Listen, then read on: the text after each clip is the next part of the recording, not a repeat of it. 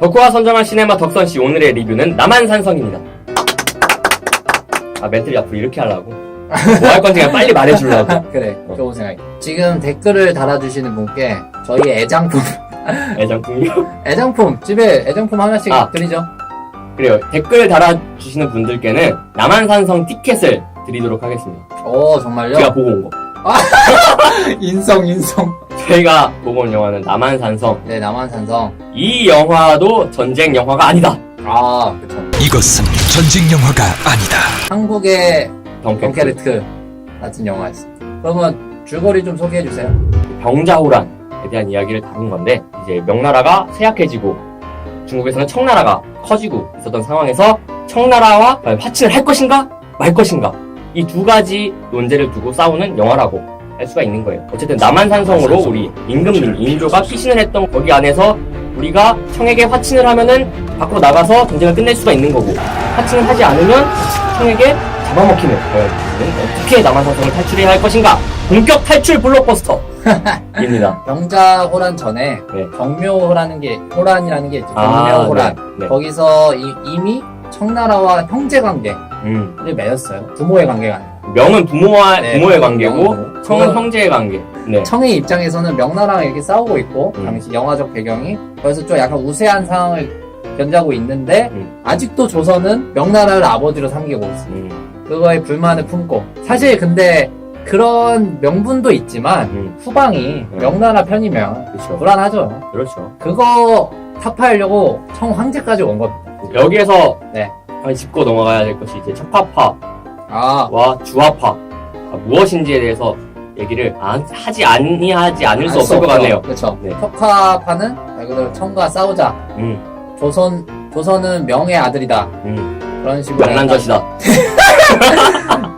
대의 명분을 중요시하는 그런 전통 질서, 유교적 질서를 중요하고, 주화로는 이 현실상 청나라를 따를 수밖에 없다 라는 입장에서 청과 화친을 맺고 명나라 대신 청에 붙어서 우리가 이제 미래를 준비하자 라는 그런 실질적인, 그렇죠. 아주 실학자적인 입장, 그런 입장이 서로 격돌을 하는 거예요.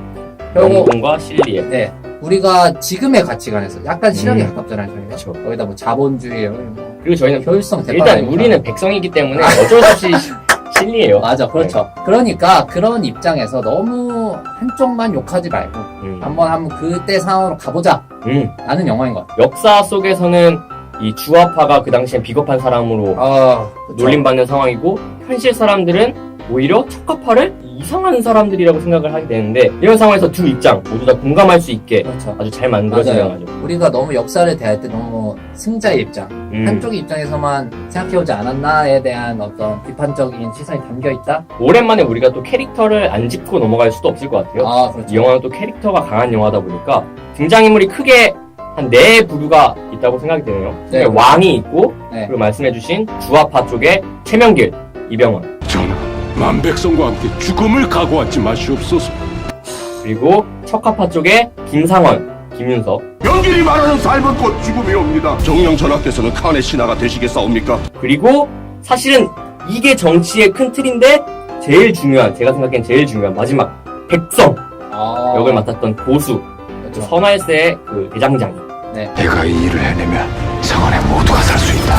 이게 크게 한 4축으로 나눌 수가 있을 것 같아요. 네, 맞아요. 이 영화가 딱 처음 시작할 때 오프닝을 보고 굉장한 영화가 시작됐구나. 딱 시작할 때 이병헌, 최명길이 청과 화친을 맺으러 딱 혼자 서 있는 장면과, 그거랑 그게 끝나고 김윤석, 김상헌이 그 청나라에게 길을 알려준 백성의 목을 베는 그런 장면. 이 둘의 대립, 이 영화를 지배하겠구나 라는 걸 그 상징적으로 딱 보여주는 장면이어서 이 영화는 대작이구나. 캐릭터의 특성을 단 7분 안에 완벽하게 설명을 해버린. 맞아요. 그렇게 압축적으로 설명할 수 있는 능력이 상당히 어렵잖아요. 그렇죠. 어쨌든 정말 위대한 오프닝. 저는 아주 감탄해 먹었어요. 이게 사실은 둘이 이념이 다른 거잖아요. 우리가 항상 말하는 게 다르다와 틀리다는 다르다는 건데 결국에는 생각이 틀린 것은 없다. 를 정말 잘 보여준 것 같아요. 왕이 어느 한쪽을 완벽하게 들어주지 않잖아요. 한 번은 이쪽도 들어주고 한 번은 이쪽도 들어주고 나중에는 진짜 어떻게 선택해야 될지 모르겠어가지고 막 미쳐 돌아가는. 그럼 어디로 가란 말이냐? 그럼 또 어쩌란 것이냐? 그런 걸 보면서 이 서로의 생각을 존중해야 되는 걸 이렇게 또 우리에게 말을 해주는구나. 그래서 사실 인조의 결정이 곧 우리 영화를 보는 관객의 결정과도 비슷하죠. 그래서 약간 어지러운 면도 없지 않아 있는데 어쨌든 그런 고민을 하게끔 만든 영화고, 다르지만 사실상 그 김윤석과 이병헌의 얼굴 표정에서 나타나는 그 고민은 사실 비슷하거든요. 그렇죠. 그래서 정말 이 두 사람이 연기를 잘하는구나 라는 걸 느낄 수 있었는데, 김상원 같은 경우에는 대의 명분을 중요시하지만 그러면서도 현실적인 고민을 하는 사람이죠. 추운 병사들을 위해서 집단을 올려주고 가마를 올려주는 그런 사람이기 때문에 사실 본인도 알 거예요. 이 상황이 대의 명분만으로 헤쳐나갈 수 없다는 거. 하지만 자기는 좀 더 대의 명분을 중요시하는 그 양면성이 얼굴에 쫙 드러난단 말이에요. 네. 고민. 이병헌도 마찬가지. 자기도 이런 현실적이 좀 더 무게를 둔 사람일 뿐이고, 이 자기가 알고 있는 그동안 배워왔던 그 대의 명분, 그거에 대한 고민도 분명히 들어요. 거기서 나타나는 그 이중성으로 나타나는 고민, 얼굴이 정말 그 두 배우가 정말 잘 살렸다고 생각해요. 연기는 전하를 앞세우고 적의 아가리 속으로 들어가려는 자유옵니다. 적의 아가리 속에도 분명 삶의 길은 있을 것이옵니다. 한 나라의 군왕이 어찌 만 백성이 보는 앞에서 지옥스러운 삶을 구걸하려 하시옵니까? 오랑캐의 발밑을 기어서라도 죽음은 견딜 수 없고 지옥은 견딜 수 있는 것이옵니다.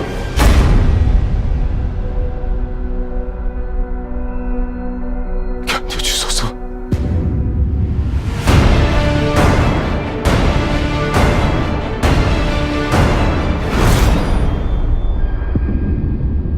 그리고 또 좋았던 게 저는 이게 어떤 악인도 없잖아요. 네. 그래서 그 김윤석과 이병헌 말고 다른 배우들이 연기하는 그 신하들 있잖아요. 네. 사실 다른 일반적인 영화였다면 그냥 진짜 덜 떨어진 나쁜 사람들로 묘사를 했을 텐데 그 당시에서 할 수 있을 법한 그렇게 느껴지게 연출을 해놔서 또 좋았고, 또 그 와중에도 이제 영상이라는 인물을 내세워가지고 말뿐인 행동하지 않는 그런 사람들에 대한 어떤 뭐라 하죠 이걸 경고 내리는 거 같아서 굉장히 좋았어요. 항상 누구를 저격하는 거죠? 네? 누구를 저격하는 거죠? 이걸 보고 있지 않은 당신. 보시는 분들 말고요. 보고 있지 않은 당신. 맞아요. 사실 이 영화를 보면서 지금 우리의 정치 현실과 너무 비슷해. 떠오르는 중국, 그리고 기존의 강자 미국, 그 사이에 껴있는 한국, 이런 상황을 너무나 잘 묘사한 것 같아서 거기서 사드를 배치할 것인가 말 것인가. 그렇죠. 와. 이런 상당한 조합. 거기서 또 말뿐인 사람들, 진짜 보수와 진짜 그런 실질 취하는 사람, 그런 사람들의 이게 딱 그 영화구나. 생각할 게 많은 점. 근데 여기에서 피해를 보는 사람은 누구? 백성.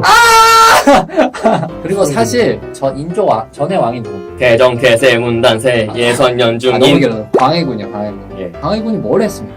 광해군이요? 줄타기. 이병헌! 진짜 비슷해. 사실 이병헌이 광해라는 영화에서 이병헌이 연기했던 광해군. 네. 청나라와 명나라 사이에 줄타기를 했던 사람. 우리의 중국 전순절을 갔다 왔고, 전에 정치적 상황을 잘 보잖아요. 예. 그럼 북한과의 친교도 맺고, 그 이후에 10년간은 그 이념적인 지도로 인해서 단절됐잖아. 그러니까 제대로 했냐 아니냐를 떠나서 그 선택이잖아, 선택. 아무튼 그런 선택을 했는데 너무 이념적인 대립만 가지 않았나. 이런 비판점도 끄집어낼 수 있고, 상당히 이런 현실과 상당히 밀접한 영화다. 아까 잠깐 얘기를 했는데 그 고수가 연기했던 그 백정 역할이 너무나도 고맙기도 했어요.